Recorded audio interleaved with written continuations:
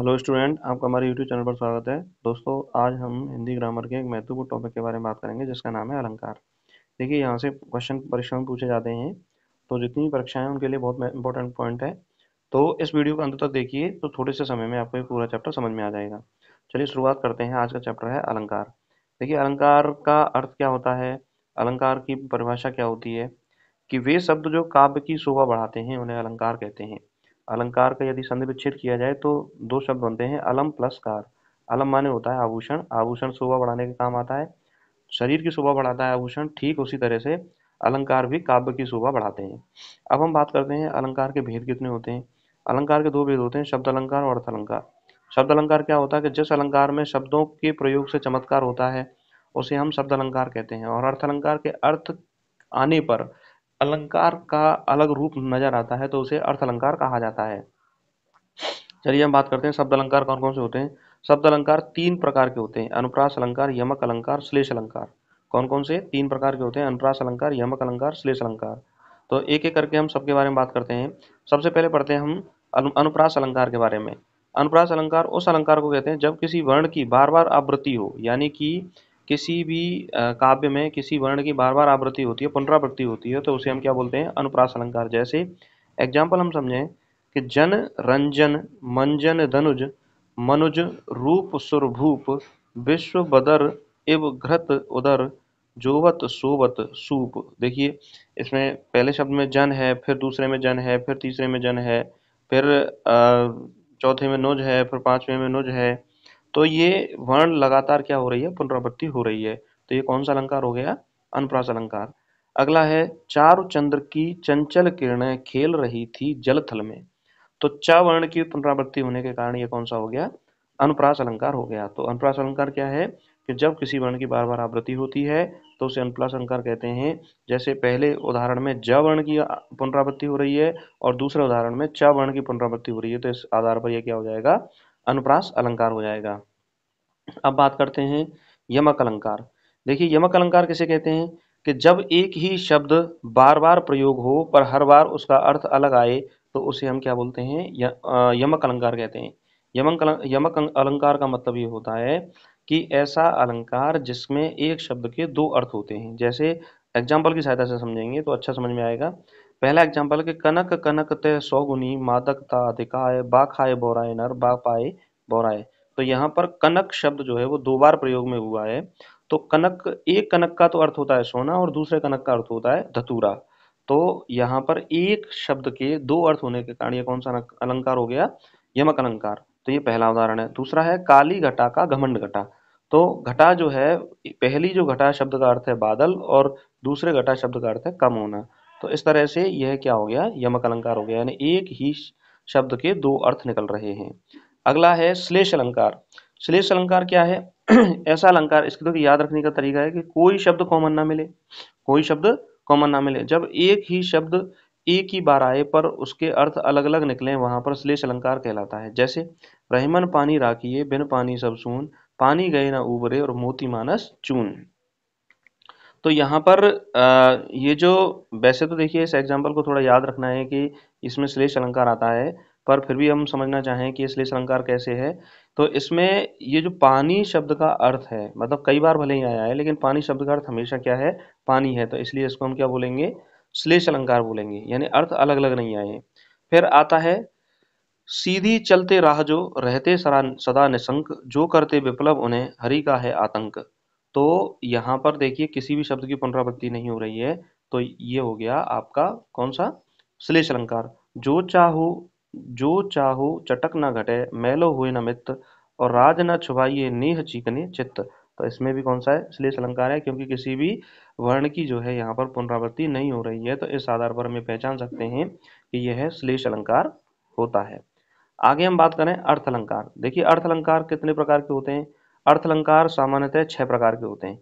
कौन कौन सा, पहला है उपमा अलंकार, दूसरा है रूपक अलंकार, तीसरा है उत्प्रेक्ष अलंकार, चौथा है अतिशयोक्ति अलंकार, पांचवा है मानवीकरण अलंकार और छठवा है भ्रांतिमान अलंकार। तो दोबारा देखिए कौन कौन से अलंकार है, 6।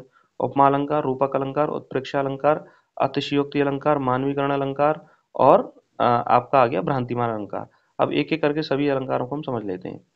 उपमा अलंकार, उपमा का मतलब होता है तुलना करना। उपमा का मतलब क्या होता है? तुलना करना।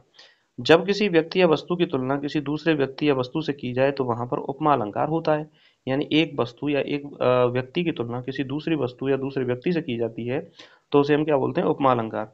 जैसे इसको पहचानने का तरीका है कि जब भी उपमा अलंकार होगा तो उस काव्य में सा सी से वियोजक चिन्ह जरूर होगा। जैसे सागर सा गंभीर हृदय हो, गिरी सा ऊंचा हो जिसका मन। तो इसमें सा सी से और वियोजक चिन्ह आया है, तो इसके आधार पर हम पहचान सकते हैं कि यह कैसा अलंकार है? उपमा अलंकार है। दूसरा है कर कमल सा कोमल है। कर कमल सा कोमल है, तो इसमें वियोजक चिन्ह भी है और सा सी से भी है। अच्छा, मखमल के झूले पड़े हाथी सा टीला, तो वियोजक चिन्ह भी है और सा सी है, तो यह कैसा अलंकार हो गया? उपमा अलंकार। देखिए, उपमा के दो अंग अंग होते हैं। पहला होता है उपमेय और दूसरा होता है उपमान। उपमेय क्या है कि जिस वस्तु की समानता किसी दूसरे पदार्थ से दिखलाई जाए वह उपमेय होता है। और उपमा, उपमेय को जिसके समान बताया जाए उसे उपमान कहते हैं। देखिए, शॉर्टली अगर हम समझना चाहें कि जिसकी तुलना की जाए वह उपमेय होता है और जिससे तुलना की जाती है वह क्या होता है? उपमान होता है। तो जैसे तुलना करते हैं हम, वह तो उपमान होता है, और जिसकी तुलना करते हैं वह उपमेय होता है। जैसे एग्जाम्पल की सहायता से समझें, कर कमल सा कोमल है, तो कर की तुलना कर रहे हैं हम तो उपमेय है, और कमल से तुलना कर रहे हैं तो यह क्या हो गया? उपमान हो गया। आगे हम बात करें रूपक अलंकार। देखिए, रूपक अलंकार में क्या होता है कि शब्द में सा सी से नहीं होते और लेकिन वियोजक चिन्ह होता है। क्या होता है? दो शब्दों के बीच क्या होता है? वियोजक चिन्ह। क्या नहीं होते? सा सी से नहीं होते उस काव्य में। जैसे जब उपमान और उपमेय में अभिन्नता या अभेद दिखाया जाए तब यह रूपक अलंकार कहलाता है।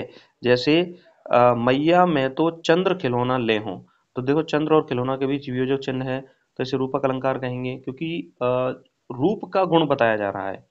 चरण कमल बंदे बंदों हरिराई, तो चरण और कमल के बीच वियोजक चिन्ह है, तो ये रूपक अलंकार है। राम नाम मणि दीप धरे जी धेरी द्वार, तो यहाँ पर मणि और दीप के बीच में वियोजक चिन्ह है। जी और धेरी के बीच में वियोजक चिन्ह है, तो ये कौन सा अलंकार हो गया? रूपक अलंकार हो गया। अब हम पढ़ेंगे उत्प्रेक्षा अलंकार।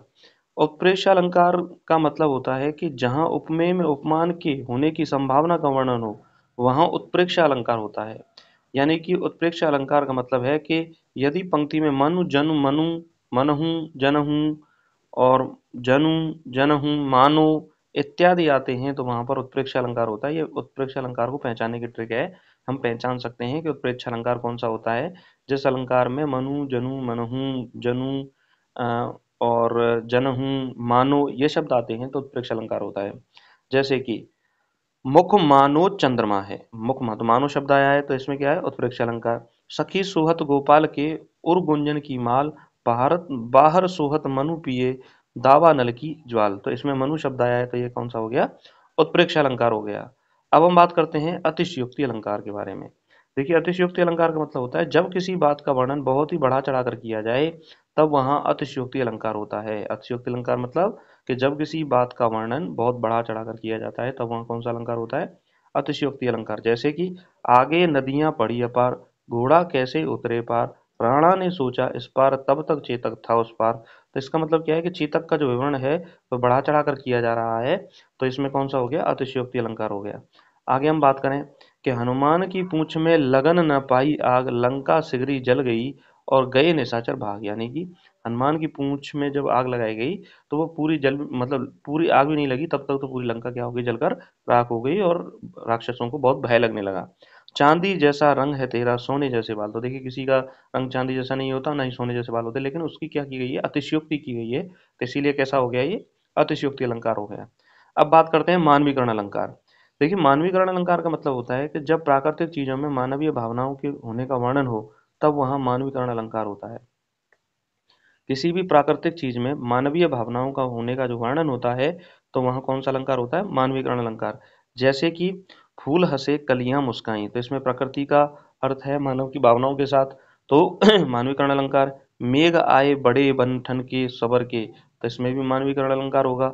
कलियां दरवाजे खोल खोल जब झुरमुट में मुस्काती हैं, तो इसमें भी कौन सा अलंकार होगा? मानवीकरण अलंकार होगा, क्योंकि इसमें प्रकृति का वर्णन किया गया है अलंकार में, तो यह कौन सा अलंकार होगा? मानवीकरण अलंकार। अब बात करते हैं भ्रांतिमान अलंकार या भ्रांतिमान अलंकार इसे कहा जाता है। इस जब किसी अलंकार में भ्रम की स्थिति पैदा हो, क्या हो? भ्रम की स्थिति पैदा हो तो उस अलंकार को हम भ्रांतिमान अलंकार कहते हैं। जैसे कि नाक का मोती अधर की कांति से, बीज दाड़िम को समझकर भ्रांति से, देख कर सहसा हुआ शुक्र मौन है, सोचता है यह अन्य शुक्र कौन है।